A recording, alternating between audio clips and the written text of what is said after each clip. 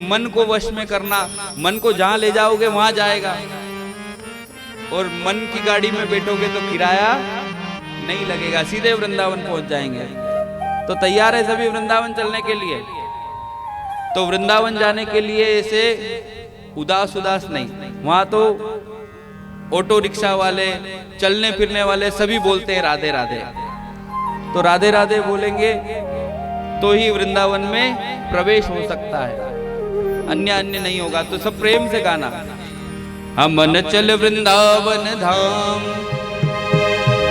हाँ रटेंगे राधे राधे नाम। राधे राधे रटोगे तो क्या होगा? हम मिलेंगे कुंज बिहारी, ओढ़ के कामरकारी, हम मिलेंगे बांके बिहारी, ओढ़ के। बांके बिहारी से मिलने के लिए तैयार है सभी? तो आनंद के साथ राधे राधे बोलते हुए ओ मन चल वृंदावन।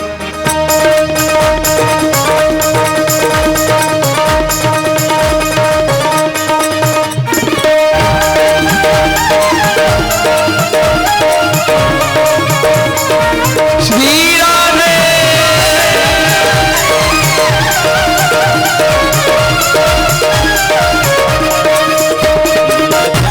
वृंदावन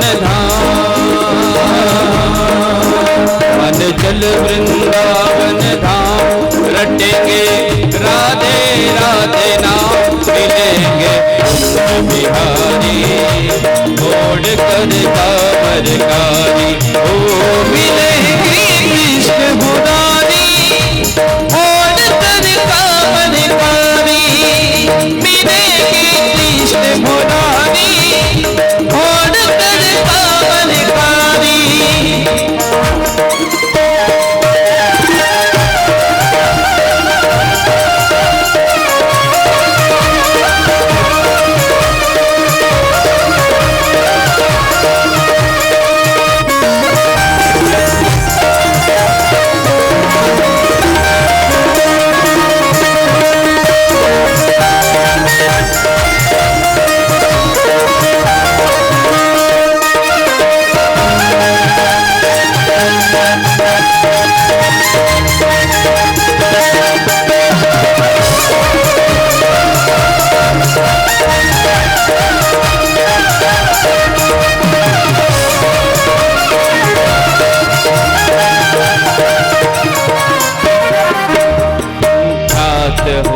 हम श्री यमुना जी जाएंगे, प्रात होत हम श्री यमुना जी नहाएंगे, करके पान हम जीवन सफल बनाएंगे, करके पान हम जीवन सफल बनाएंगे, होवे सबके पूर्ण का,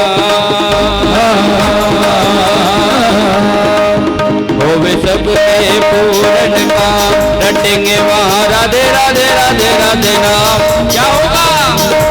मिलेंगे कृष्ण मुरारी, ओढ़ कर कामरकारी, मिलेंगे कृष्ण मुरारी, ओढ़ कर कामरकारी।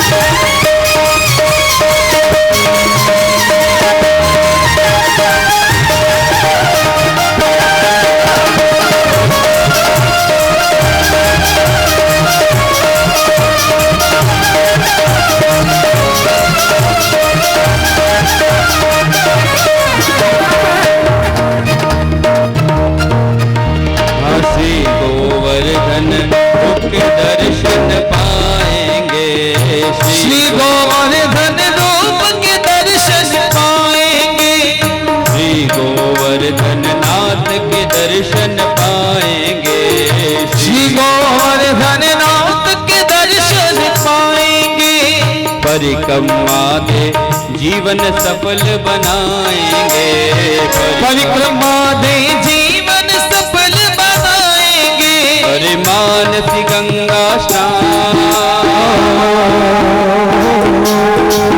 करे मानसी गंगा स्नान, रटेंगे वहाँ राधे राधे राधे राधे नाम। क्या होगा? भाग्य बिहारी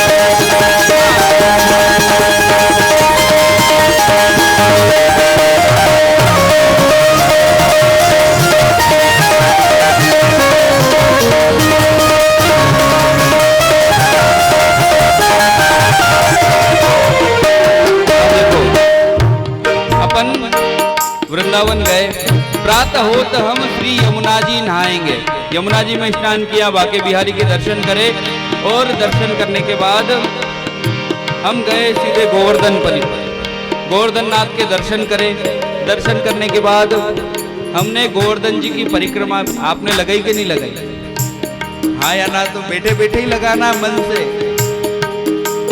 गोवर्धन जी की परिक्रमा भी 21 किलोमीटर की, थके भी नहीं अपन। और मानसी गंगा में स्नान भी कर लिया है। अब कहाँ चलना बताओ? बरसाना राधा रानी का महल दर्शन करना है। कौन कौन चलना चाहता है? हाथ खड़ा करो। हाँ, श्री बरसाने धाम की महिमा न्यारी है, श्री बरसाने धाम की महिमा न्यारी, श्री बरसाने धाम की महिमा न्यारी है, श्री बरसाने धाम की महिमा न्यारी है। महलों की सरताज श्री राधा रानी है, महलों की सरताज श्री राधा रानी है। डप ढोल की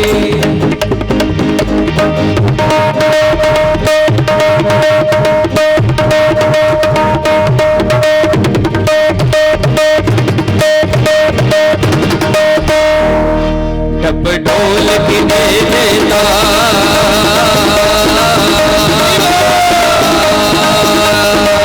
डप ढोल की दे देता, रटेंगे वहाँ राधे राधे राधे राधे नाम। मिलेंगे होगा, मिलेंगे, बोलो बोलो, मिलेंगे बाके बिहारी और कर कामरकारी, मिलेंगे बाके बिहारी और कर कामरकारी। मन तल वृंदावन का, मन तल वृंदावन का, रटेंगे राधे जी को। मिलेंगे बाके बिहारी और कर कामरकारी, मिलेंगे बाके बिहारी और कर कामरकारी।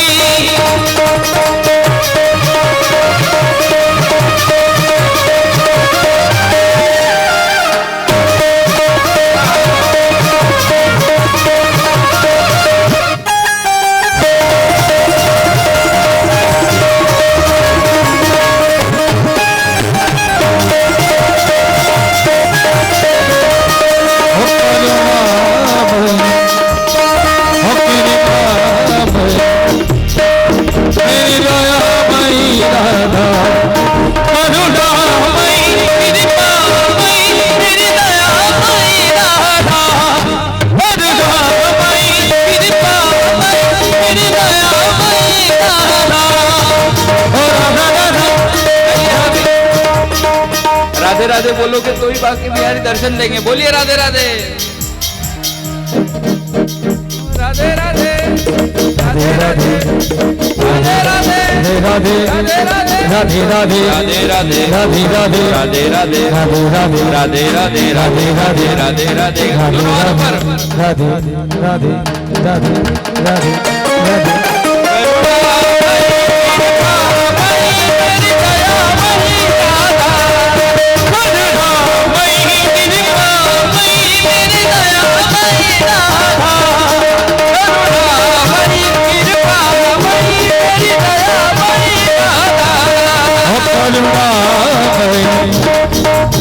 कृपा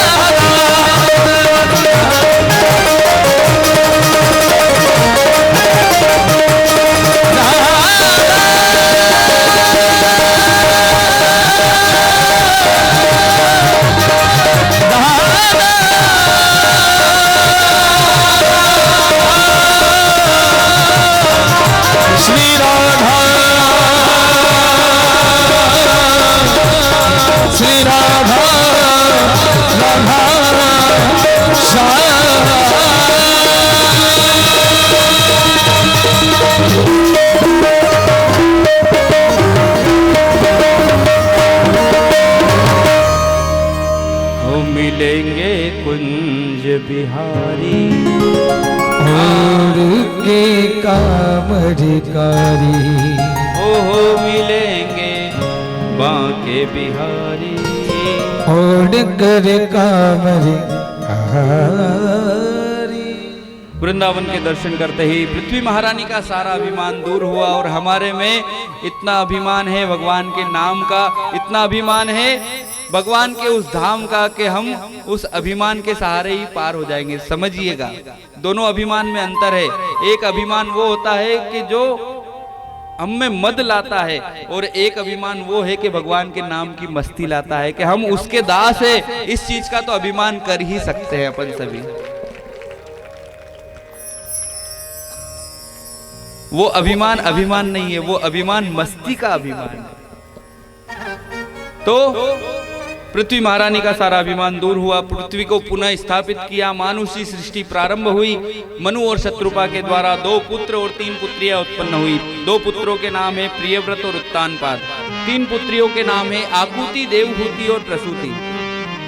सारे के वंश का वर्णन श्री सुखदेव जी महाराज करते हैं, और समस्त जितने भी पुत्र पुत्रियां हैं मनु शत्रुपा की, इनके सभी के यहाँ पर भगवान स्वयं पधारे हैं। तीनों पुत्रियों का जो विवाह हुआ, आकुति का हुआ रुचि प्रजापति के साथ, और इनके यहाँ पर भगवान प्रकट होकर के आए थे, पुत्र बनकर के आए थे, यज्ञ नारायण भगवान बनकर के।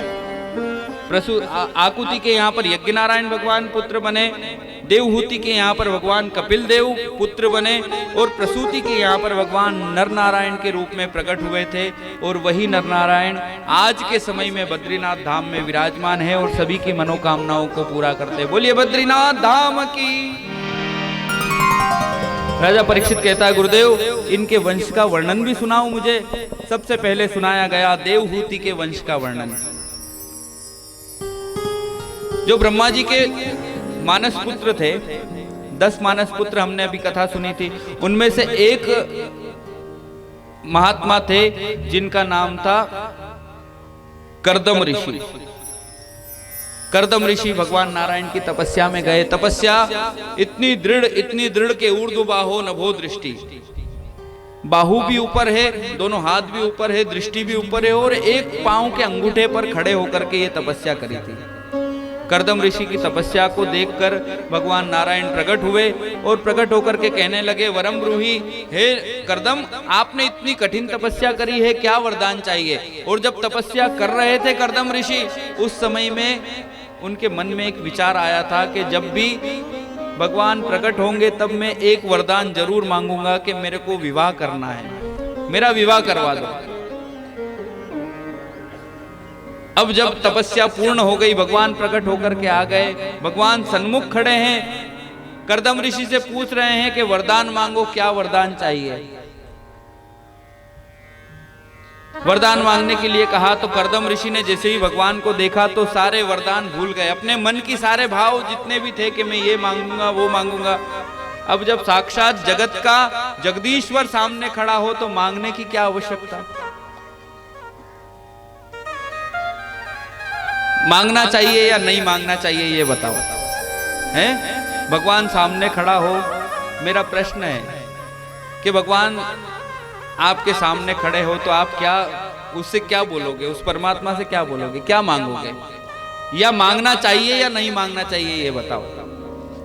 कल हमारी चर्चा चल रही थी कि बिना मांगे तो माँ भी दूध नहीं पिलाती है, बिना मांगे माँ भी दूध नहीं पिलाती, तो मांगना तो पड़ता है। तो भगवान से मांगने में क्या है कि शर्म, तो मांगोगे। अब स्वार्थ के लिए नहीं, निस्वार्थ भाव से यदि हम कुछ भी मांगते हैं तो परमात्मा जरूर देते हैं। परमात्मा से कहना कि हे प्रभु आपकी भक्ति निरंतर बढ़ती रहे। और बेटा भी, बच्चा भी जो मांगता है ना अपनी माँ से निस्वार्थ भाव से मांगता है, रोता है तो उसमें कोई स्वार्थ थोड़ी, भूख लग रही है तो मांग लिया, रोने लग गया। वैसे ही हम भी यदि निस्वार्थ भाव से उस परमात्मा से मांगेंगे तो उस मांगने में कोई दोष नहीं, लेकिन स्वार्थ के लिए कि हे भगवान हमारे पास एक गाड़ी तो है, एक और दे दो, तो एक और एक दे तो दी उसने, फिर और क्यों मांगना, वहां स्वार्थ आ जाता है। और वहां परमात्मा से वो चीजें नहीं मांगना चाहिए। करदम ऋषि खड़े हैं, परमात्मा नारायण सामने खड़े हैं। वरम ब्रूहि, वरदान मांगो, क्यों तपस्या करी है? करदम ऋषि ने कहा कि प्रभु बस आपके दर्शन करने के लिए मैंने तपस्या करी थी, आपके दर्शन हो गए हैं, अब मेरा जीवन धन्य हो गया है, मेरे को कुछ भी नहीं चाहिए। करदम ऋषि का ये भाव सुन करके भगवान नारायण कहते हैं कि करदम तुमने कठिन तपस्या करी है, तो हम अपनी तरफ से कुछ दे दें तेरे को। करदम जी कहते हैं कि प्रभु आप जो दोगे वो स्वीकार है। ठीक है करदम, हम तुम्हारा विवाह करवा देते हैं। अब भगवान तो मन की बात जानते थे। तपस्या के समय करदम ऋषि ने सोचा था कि भगवान जब प्रकट होंगे तो ब्याह का बोलूंगा कि मेरी शादी करवा। अब भगवान ने तो मन की घट-घट के जानने वाले हैं, तो जान लिया। करदम ऋषि से कहा कि हम तुम्हारा विवाह करवाएंगे, करोगे? अब करदम ऋषि ने मुंह नीचे कर लिया। आजकल के होते तो हो, हमने तो पहले ही पसंद कर रखी है ना। मन में भावे मुंह ढिलावे। भगवान के सामने मन में तो है कि शादी करना है, लेकिन भगवान को, परमात्मा को, नारायण को कैसे कह दे कि हाँ करवाओ शादी? तो मुंह नीचे था। भगवान ने कहा कि करदम हमने तुम्हारे लिए कन्या को चुन रखा है। कन्या के माता पिता मनु और शत्रुपा तुम्हारे यहाँ पर आएंगे और रिश्ता लेकर के आएंगे, तो तुम मना मत करना, शादी कर लेना। हमारा ये आशीर्वाद है हमारी तरफ से। अब करदम ऋषि बोले प्रभु आपने हमारा विवाह तय कर दिया, स्वीकार है, लेकिन मेरी एक शर्त भी है। वो शर्त ये है कि आप पुत्र बनो, मेरे विवाह के बाद आप मेरे पुत्र बनोगे तो शादी करूं, नहीं तो मैं नहीं। आप पुत्र बन के आओगे? भगवान ने कहा ठीक है, तथास्तु। और करदम ऋषि अपने उस तपस्या स्थल से कुटिया पर पहुंचे। कुटिया में साफ सफाई करी और इतनी सात्विकता है वहां पर। तपस्या का फल ऐसा है, तपस्या से वातावरण इतना शुद्ध हुआ है उस स्थान का जहां पर करदम ऋषि रहते थे। वहां पर एक सरोवर में सारे जीव जंतु एक साथ जल पीते, कोई भी किसी से ईर्ष्या नहीं करता। कुटिया के अंदर जितने भी जीव जंतु है, सांप, नेवले, बिच्छू, चूहे, सब एक ही कुटिया में बिल बना करके रहते हैं। कोई भी किसी से द्वेष भावना नहीं करते। क्यों नहीं करते? क्योंकि तपस्या का ऐसा औरा मंडल बना हुआ था। अब करदम ऋषि घर पर आए, अतिथि आने वाले थे, तो कुटिया में साफ सफाई करी। एक आसन, और एक आसन पर वो बैठ भी जाए, तपस्या भी कर ले, वहीं पर सो भी जाए, इतना उनका एक आसन है, बाकी और कोई स्थान ही नहीं है। अब उसी स्थान पर उन्होंने साफ सफाई करी कि भाई 2 जने आएंगे, यहाँ बैठ जाएंगे, मैं तो खड़े खड़े ही बात कर लूंगा। तो उस स्थान को, किसी भी जीव जंतु को उन्होंने परेशान नहीं करा। उस अपने आसन को स्वच्छ कर दिया। मनु शत्रुपा अपनी कन्या को लेकर के आए और कन्या से कहते हैं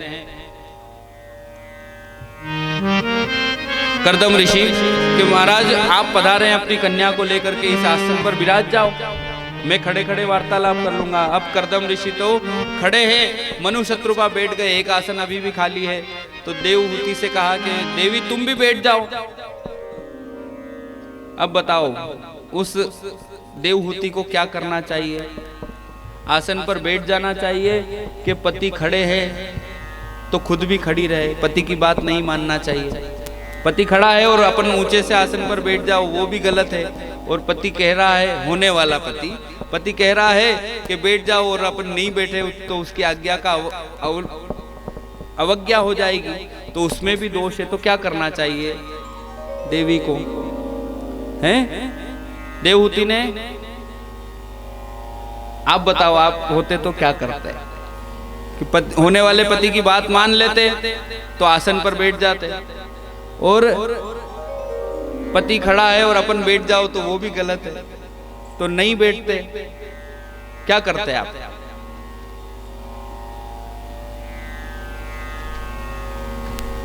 देवहूति ने क्या करा? देखो, बुद्धिमानी जो है वो बड़ी ही श्रेष्ठ होती है। बात भी मान लेना और अवज्ञा भी नहीं होना। उन्होंने आसन पर तो अपना हाथ रख दिया और खुद नीचे बैठ गई, तो ये होती है बुद्धिमानी।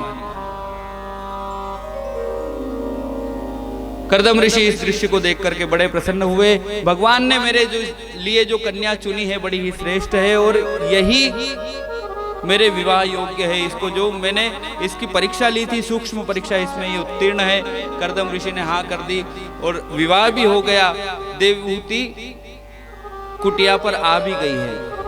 अब कर्दम ऋषि कहते हैं कि देवी देखो, इतने दिन तो मैं अकेला था तो अपने हिसाब से पूरी कुटिया थी, अब गृहस्थी जीवन हो गया है तो तुम तुम्हारे हिसाब से कुटिया को सजा लो, मैं बाहर बैठा बैठा थोड़ा भजन कर लेता हूँ। अब कर्दम ऋषि भजन में गए तो 12 वर्ष बीत गए, उठे ही नहीं। और देवहूति उसी आश्रम में रह करके साफ सफाई करती, झाड़ू पोछा करती, सारी व्यवस्थाओं को देखती देखती देखती 12 वर्ष बाद जब कर्दम ऋषि की आंखें खुली, समाधि जागी, तो मलिन वस्त्र में देखा स्त्री को तो पूछने लगे, देवी तुम कौन हो? पति देव तो भूल गए तपस्या में। अब देवी से पूछा आप कौन हो? तो देवी कहती है याद करो, मेरे पिताजी आए थे, आपसे विवाह करवा करके गए हैं, मैं आपकी पत्नी देवहूति हूँ। अरे हाँ हाँ हाँ याद आ गया, आपकी तपस्या से हम तपस्या में खुद थे कर्दम ऋषि, लेकिन बोलते कि तुमने मेरे लिए तपस्या करी है, इस आश्रम को आपने स्वच्छ रखा, सब व्यवस्थित करा, इसलिए मैं आपकी तपस्या से प्रसन्न हूँ। और कर्दम ऋषि देवहूति को सरोवर में स्नान करवाते हैं और पुनः दोनों युवान होकर के कामद विमान में बैठ करके भ्रमण करते हैं। पूरी पृथ्वी पर भ्रमण किया और भ्रमण करने के बाद जब पुनः लौटे तो 9 कन्याएं प्राप्त हुई। कर्दम ऋषि कहते हैं कि मैंने बहुत सा समय व्यर्थ बिता दिया, अभी तक भगवान के नाम को नहीं जपा है। देवी अब मैं गृहस्थ जीवन पूरा हुआ, अब मैं वानप्रस्थ हो जाता हूँ, वन में जाता हूँ। देवी कहती है कि ये 9 कन्याओं के विवाह कौन करवाएगा, इनकी जिम्मेदारियां हैं, प्रभु आप ये सारी चीजें करके जाओ। कर्दम ऋषि कहते हैं कि मन में विचार आया कि मैंने जब विवाह के लिए बोला था तो परमात्मा से बोला था कि आप पुत्र बन के आओ, अब पुत्र का समय भी हो गया है, पुत्र के सहारे मेरी पत्नी रह लेगी और मैं भगवान का भजन करूंगा। परमात्मा से पुनः प्रार्थना करी कि हे प्रभु कब पुत्र बन करके आओगे? भगवान ने कहा देखो जब 9 कन्याएं आती है तब पुत्र आता है तो बड़ा श्रेष्ठ रहता है, और 9 कन्याएं प्रत्येक के जीवन में होनी चाहिए। अब सब मन में सोच रहे होंगे 9 कन्याएं का पालन पोषण कैसे करेंगे? जिसके 9 कन्या होती है उसके यहाँ पर परमात्मा आते हैं। अब वो 9 कन्याएं कन्या के रूप में नहीं, आपकी भाव रूपी कन्याएं भी बन सकती है, और वो 9 कन्याएं हैं हमारी भक्ति। 9 प्रकार की भक्ति जिसके जीवन में रहती है उसके जीवन में परमात्मा आते हैं पुत्र बन करके, और एक एक कष्ट में भगवान रक्षा करते हैं। अब वो 9 प्रकार की कन्याएं कौन कौन सी है? भागवत जी में लिखा हुआ है, श्रवणम कीर्तनम विष्णु स्मरणम पाद सेवनम अर्चनम वंदनम दास्य सख्यमात्म निवेदनम। ये 9 प्रकार की भक्ति जो भी करता है उसको परमात्मा जरूर मिलते हैं, और ऐसे मिलते हैं जैसे पुत्र मिला हो। भक्ति करना जरूरी है, और ये 9 प्रकार की भक्ति तो, और आप पहली भक्ति तो अभी यहाँ बैठ करके कर रहे हो। श्रवणम, भगवान के नाम को सुनो, फिर कीर्तनम, भगवान का कीर्तन आए जब कीर्तन गाओ। स्मरणम, जब यहाँ से चले जाओ तो दिन में हमने क्या सुना, भगवान की कैसी कथाएं थी, कैसी लीलाएं करी भगवान ने, उसका स्मरण करो। तो 3 प्रकार की भक्ति तो आपको यहीं से मिल गई। फिर स्मरणम पाद सेवनम, आप जो भगवान की सेवा करते हो तो उसमें ऐसा भाव रखना कि हम उनके चरणों को ही चरणों की सेवा कर रहे हैं, उनके चरण दबा रहे हैं। पाद सेवनम अर्चनम वंदनम दास्य सख्यम आत्म निवेदनम, उनका सखा बन जाओ, उनके मित्र बन जाओ, कोई ना कोई रिश्तेदारी जोड़ लो। तो इस प्रकार 9 प्रकार की भक्ति हमारे शास्त्र में भागवत जी में बताई गई है। तो वो 9 प्रकार की भक्ति के बाद 10वें के रूप में पुत्र आते हैं, और कर्दम ऋषि के जीवन में भी यही हुआ। 9 कन्याओं के बाद एक पुत्र हुए, और पुत्र का जन्म हुआ तो नाम रखा गया कपिल। बोले कपिल देव भगवान की। कपिल देव भगवान को सारे संस्कार इत्यादि करने के बाद देवहूति से कहते, देवी अब तुम इस पुत्र के सहारे रहना, मैं जा रहा हूँ भगवान का भजन करूंगा। जो छवि पुत्र रूप में आई थी उसी छवि को मन में बसाया और उसी के द्वारा ही उसी छवि को देखते देखते देखते कर्दम ऋषि पूरा जीवन निकाल देते हैं। इधर देवहूति अपने पुत्र को एक दिन सजाती है, बढ़िया गंगा जी में स्नान करवाने के बाद विराजमान किया और विराजमान करके अपने पुत्र को ऊंचे से आसन पर बिठाया, खुद नीचे बैठ गई और हाथ जोड़ करके कहने लगी कि बेटा इस जन्म में भले ही तुम मेरे पुत्र बन के आए हो, लेकिन हर जन्म में आप पिता ही रहते हो और जगत के पिता हो, तो पिता होने के नाते मैं आपकी पुत्री हूँ और मेरे को ज्ञान का उपदेश दो कि व्यक्ति जब धरती पर आता है तो उसको उसका कर्तव्य क्या होता है। मैं मर रहा हूं मैं।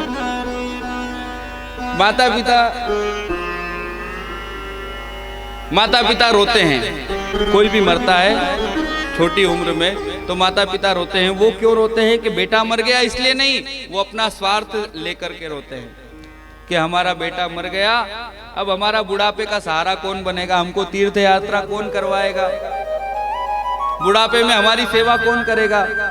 अब आप विचार करो कि मरा बेटा और स्वार्थ कौन ले रहा है, माता पिता ले रहे कि हमारी बुढ़ापे की लाठी कौन बनेगा।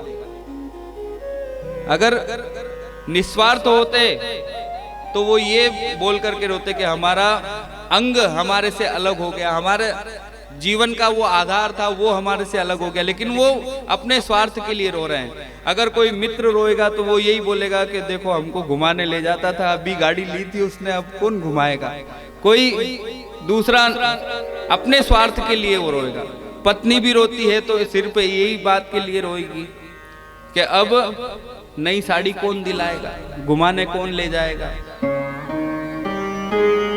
बेटे बेटी रोएंगे कि अब हमारा नाथ, हम तो अनाथ हो गए, पिता थे तो उनके सहारे सब कुछ। समझना इस बात को, हंसो मत सिर पर। उदाहरण में मैं खुद मर रहा हूं और आप फिर भी नहीं समझ रहे हो।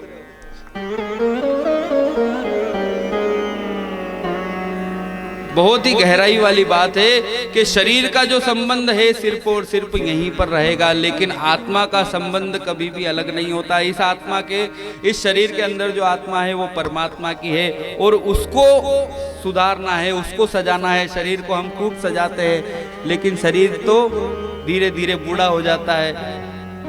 मेरी बेटी कह रही थी कि पापा आप बूढ़े हो रहे हो यहाँ से। मैंने बोला कि अब वो तो होना ही है भाई, सफेद बाल आ रहे हैं तो बूढ़े तो होंगे ही। तो शरीर का कोई भरोसा नहीं है, इसको कितना भी सजाएं इसकी गति तो है ही। शरीर एक दिन जलना है, इसको पंच भौतिक शरीर 5 तत्वों में मिलेगा, लेकिन आत्मा कभी भी बूढ़ी नहीं होती है। आत्मा हमेशा जवान रहती है और वो परमात्मा से मिलने के लिए आपके शरीर में तड़प रही है, बस उसको रास्ता दिखाना है परमात्मा का। माता जी कपिल देव से पूछती है कि हे कपिल, आपने ये संबंध तो बता दिया कि आत्मा और परमात्मा का संबंध होता है, लेकिन इस शरीर को सुख कहां पर मिलता है, शरीर कब प्रसन्न रहता है। कपिल देव भगवान कहते हैं कि माता जी, शरीर दुख भोगने के लिए ही इस स्थान पर आता है। इस संसार के बाहर लिखा हुआ है दुखालय। जैसे किसी भोजन की दुकान पर कहीं पर आप जाओगे तो वहां पर लिखा होगा भोजनालय, तो वहां पर भोजन मिलेगा। कहीं पर दवाई लेने जाओगे तो उसके बाहर लिखा हुआ होगा औषधालय, वहां पर औषधि मिलेगी। वैसे ही इस संसार के बाहर लिखा हुआ है दुखालय। यहाँ पर जो भी आया है कुछ न कुछ दुख भोगने ही आया है। कोई तन दुखी, कोई मन दुखी, कोई धन बिन रहत उदास, थोड़े थोड़े सभी दुखी, सुखी राम के दास। तो हमको समझना है इस बात को कि यहाँ पर सुख नहीं है। सुख यदि हम ढूंढेंगे तो भी मिलेगा नहीं। इसलिए सुख और सिर्फ भगवान के नाम में है। तो माता जी पूछती है कि इस संसार में सुख नहीं है, तो संसार से आने के पहले हम माँ के गर्भ में रहते हैं, वहां सुख होगा। वहां पर तो सब चीज की सुविधा रहती है। माता जी खाती है तो अपने को अपने आप मिल जाता है, ना कमाना पड़ता है। 9 महीने तक तो आराम होता होगा। माता जी से कपिल देव भगवान कहते हैं, माता जी इस संसार में आने के बाद जो दुख है उससे ज्यादा दुख गर्भ में रहता है। गर्भ में भी व्यक्ति बहुत दुखी है। गर्भ में कोई सुख सुविधा थोड़ी ना रहती है, मलमूत्र का कुंड रहता है, उल्टा टंगा हुआ रहता है व्यक्ति, और भगवान से कहता है कि भगवान इस कुंड से बाहर निकालो, मेरे को यहाँ नहीं रहना, बड़ा कष्ट होता है। भगवान से बहुत प्रार्थना करता है जीव कि हे प्रभु यहाँ कहाँ भेज दिया, ये तो नरक से भी बुरा है, मैं यहाँ नहीं रहना चाहता, मेरे को बाहर निकालो, बाहर निकालो, आपका खूब भजन करूंगा।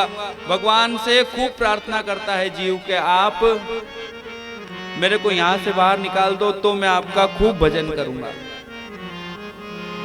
अब उस जीव को गर्भ में ही कष्ट होता है, पेट के जो छोटे छोटे कीड़े रहते हैं उसको काटते हैं। माता को गर्भवास में खट्टा मीठा खाने की आदत रहती तो वो खट्टा उसके ऊपर जाता तो तड़पता है वो जीव। भगवान से प्रार्थना करता है कि हे प्रभु आपका खूब भजन करूंगा, एक भी क्षण आपके बिना नहीं रहूंगा, एक एक क्षण आपके लिए ही जीऊंगा, आप कृपा करो मेरे को यहाँ से बाहर निकालो। भगवान कृपा करते हैं। गर्भ से जब जीव बाहर आता है तो बाहर आते ही देखता है चारों तरफ कि भगवान की माया चारों तरफ है। यहाँ मैं भजन नहीं कर पाऊंगा, मैं तो माया में फंस गया हूँ, अंदर ही ठीक था, बाहर आया हूँ। तो वो जीव आते ही रोता है। क्यों रोता है? क्योंकि उसको चारों तरफ माया दिखती है, इसलिए वो जीव रोता है और भगवान से पुकार करता है, प्रभु मैं तो वहीं ठीक था, यहाँ कहाँ भेज दिया। अब रोते रोते जब जन्म हुआ तो बुआ जी मौसी जी सब रिश्तेदार नातेदार आते हैं और उस जीव को क्या बहुत प्रेम करते हैं, उसको पैसे देते हैं, कोई 10 रुपया, कोई 20 रुपया, कोई 50 रुपया कि ले बेटा। अब वो जीव मुट्ठी बंद कर लेता है कि नहीं, तुम माया में फंसे हुए हो, तुम ही माया में फंसे रहो, मैं तो भगवान का भजन करने आया हूं, मैं नहीं फंसूंगा, मैं हाथ में माया नहीं लूंगा। लेकिन बुआ जी मासी जी कहाँ ले, हम तो फंसे हैं, मुट्ठी खोल तू भी फंस,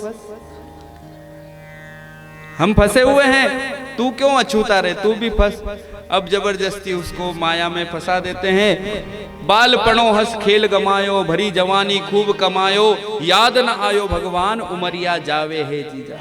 उम्र जाती जाती है, बचपने में भगवान को हम हंसी खेल कूद में याद नहीं कर पाते, फिर जवानी में जाते हैं तो जवानी में भी भगवान की याद नहीं आती, कमाने में व्यस्त हो जाते हैं। फिर बुढ़ापा आता है तो भगवान कहते हैं कि क्यों रे, तूने गर्भ में मुझसे कहा था कि भगवान आपका खूब भजन करूंगा, लेकिन तूने तो इतना समय निकाल दिया, भजन कब करेगा। तो भगवान याद दिलाते हैं, जीव को याद दिलाते हैं। भगवान पहले याद कैसे दिलाते हैं, पहली घंटी बजा करके याद दिलाते हैं। और पहली घंटी कौन सी बजती है, सफेद बाल हो जाते हैं। सफेद बाल हो जाए तो समझ जाना कि बुढ़ापा आ गया है और अब भगवान का भजन करना जरूरी है। पहली घंटी बजाई तो अपन जीवन भर भगवान का भजन नहीं करा तो अंत में भी याद नहीं आता, अपन भगवान की उस याद को भूल जाते हैं और अपन डाई करा के आ जाते हैं कि भगवान अभी आपका भजन नहीं करूंगा, अभी बूढ़ा थोड़ी हुआ हूं, अभी जवान हूं मैं। बाल काले करवा लिए, भगवान को फिर भूल गए। फिर भगवान दूसरी घंटी बजाते हैं।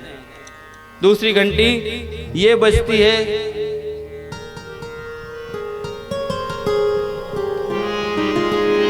आंखें कमजोर हो जाती हैं कि संसार को नहीं देखेगा तो ये मुझे देखेगा, मेरी याद आएगी इसको।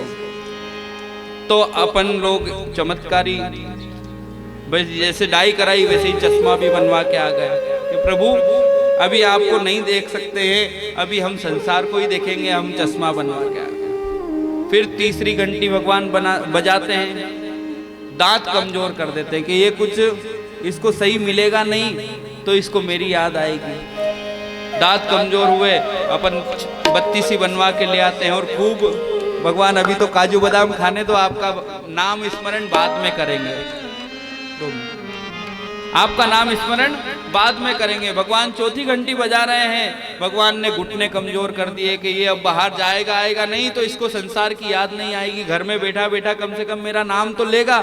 लेकिन अपन संसार में नहीं जाते, लेकिन संसार को घर पे बुला लेते हैं। टीवी में ही पूरा संसार आ गया, सास बहू देरानी जेठानी सब वही है। भगवान सोचते हैं कि चलो भाई अब ये घंटियों से नहीं मान रहा तो अब घंटा बजाना पड़ेगा, और भगवान जोर का घंटा बजाते हैं और उसको ऊपर बुला लेते हैं। कौन सा घंटा? राम नाम सत्य, कि भाई तू वहां नहीं लेगा, अब ऊपर आके ही लेना। और ऊपर भी देखो अपनी जो लोक प्रथा है, कैसी प्रथा है, जो भी है उससे मेरे को बेर नहीं है, लेकिन समझने वाली बात कुछ और है। जब व्यक्ति मर जाता है तो उसको काय पे, वो निसन्नी पे लेटाते हैं, ठटरी पे, है ना, लेटा दिया, उसको बांध दिया अच्छे से कि उठ के भागे नहीं, इसको ले जाना है। ऐसा बांधते हैं कि पूछो मत। अब बांध दिया और 4 व्यक्ति उठा के ले जा रहे हैं और पूरे समाज वाले पीछे पीछे चिल्लाते हैं राम नाम राम नाम। अब वो सभी जो बोल रहे हैं वो समझ नहीं रहे हैं, और जिसको सुना रहे हैं वो सुन नहीं रहा है, वो सुन ही नहीं सकता। जिसको सुना रहे हैं वो सुन नहीं सकता, और जो बोल रहे हैं वो समझ नहीं रहे हैं। जो बोलते हैं, जो पीछे पीछे लोग रहते हैं, वो क्या बोलते हैं? राम नाम सत्य है। हाँ, राम नाम सत्य बोल तो रहे लेकिन समझ नहीं रहे, और जिसको सुना रहे वो सुन नहीं रहा। भाई जिसको सुना रहे वो तो चला गया और शरीर छूट गया। अब तो सत्य की जरूरत जीते जी वाले व्यक्ति को है। हम जी रहे हैं तो हमको पता होना चाहिए कि राम नाम ही सत्य है, बाकी सब असत्य है। लेकिन अपन समझते नहीं है और उसको समझा रहे हैं जो सुन नहीं पा रहा है। वो तो प्राण निकल गए, वो चला गया, अब उसके शरीर में कुछ भी नहीं है। समझना जीते जी वाले व्यक्ति को है। हमारे में प्राण है तो अभी समझ जाओ कि राम नाम ही सत्य है, बाकी सब